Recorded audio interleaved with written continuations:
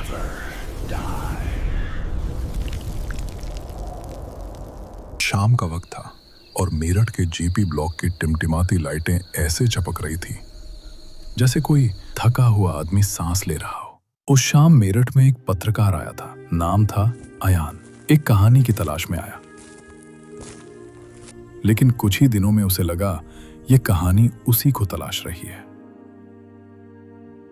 GP block का मकान number 17 एक पुरानी बंद पड़ी बेकरी और ज्वेलरी शॉप के पीछे छिपा हुआ था। 4 मंजिला ये इमारत दूर से ही अजीब लगती थी, जैसे किसी को चुपचाप देख रही हो। इसी बिल्डिंग में रहती थी मीरा, एक शांत, कम बोलने वाली लड़की।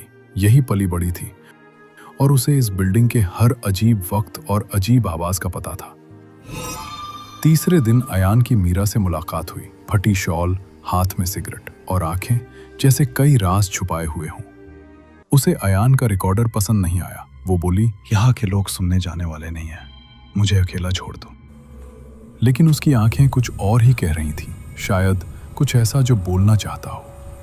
इसी बिल्डिंग की सीढ़ियों से 17 साल का समीर अचानक गायब हो गया था। बारिश की रात थी। पुलिस ने एक रिपोर्ट लिखकर मामला बंद कर दिया। उसके बाद बिल्डिंग में अजीब घटनाएं होना शुरू हो गई, जैसे लिफ्ट मंजिलों के बीच रुकना, खाली बाथरूम में सामान लाइन से लगा मिलना, ऊपर की मंजिल पर बोलने पर जवाब में कोई अनजानी हंसी सुनाई देना। मीरा ने अयान को सीढ़ियों में ले जाकर वो पुराना निशान दिखाया। दीवार पर किसी के हाथ का गाढ़ा दाग, जैसे कोई वहां खड़ा रहा हो बहुत देर तक। मीरा ने धीरे से कहा, ये भूत नहीं, ये बिल्डिंग की यादें हैं। ये जगह याद रखती है। अयान कुछ साबित करना चाहता था, तारीखें, सबूत, आवाजें, लेकिन मीरा को वो गिनती सुनाई देती थी जो देर रात पाइपों में से आती थी। 1, 2, 3। दोनों ने फैसला किया कि वो उस रात आधी रात तक सीढ़ियों पर बैठेंगे, पर पूरी बिल्डिंग की बिजली एक पल को झिलमिलाई और फिर पूरा अंधेरा छा गया। मीरा ने टॉर्च चलाई। उसी वक्त ऊपर से किसी के पानी पर चलने की आवाज आई। फ्लैट 401, जिसमें अब कोई नहीं रहता। मीरा लगभग दौड़ते हुए ऊपर गई। दरवाजा बंद पड़ा था। अंदर से सिर्फ पानी की आवाज नहीं, बल्कि एक धीमी रगड़ने जैसी आवाज भी, और उसके पीछे किसी बच्चे की सांसें, धीरी मगर लगातार। 1, 2, 3। मीरा ने दरवाजा खोल दिया।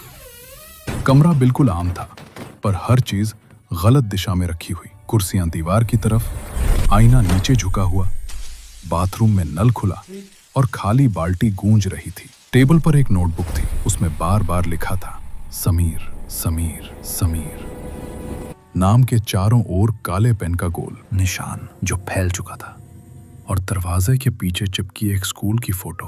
बीच में समीर हंस रहा था, लेकिन उसकी मुस्कान में कुछ ऐसा था जो देखने वाले को अनकंफर्टेबल कर दे। मीरा के होंठ कांपे। वो बोली, वो मकान मालिक का बेटा था। मालिक उसे बंद कर देता था। वो कई घंटों तक खड़े खड़े रहता था। मीरा और अयान वो फोटो अपने साथ ले आए। जैसे ही बाहर निकले, सीढ़ियों से फिर वही आवाज। 1, कुछ सेकंड बाद 2, और हर नई गिनती पिछली से ज्यादा भारी लगने लगी, जैसे आवाज दीवारों में से आ रही हो। तीसरी रात मीरा ने बताया कि कभी मकान मालिक की पत्नी ने आईना तोड़ दिया करती थी। कहती थी परछाइयां सही नहीं थी। 3:07 पर छत ने एक अजीब लोरी जैसी गूंज पैदा की। नीचे किसी के रेडियो से उर्दू का गाना बज रहा था। देर रात तक दोनों बैठे रहे। सुबह ने सब कुछ सामान्य दिखा दिया। बच्चों की हंसी, रोज की आवाजें। अयान लगभग मान ही लेता कि शायद रात का डर दिमाग का खेल था। लेकिन तभी फोन आया। फोन पर पुलिस की आवाज थी, तुम्हारे पास समीर की कौन सी फोटो है? तुम इसे किससे ले आए? उन्हें समीर बहुत जरूरत से ज्यादा याद था। मीरा के हाथ कांपने लगे। फोन पर एक बात कही गई, जीपी ब्लॉक में कुछ बातें नहीं पूछनी चाहिए, लोग यहां से बिना वजह भी चले जाते हैं। फोन कट हो गया। मीरा ने धीरे से कहा, हमें उसकी मां को ढूंढना होगा। और फिर दोनों नीचे उतरने लगे।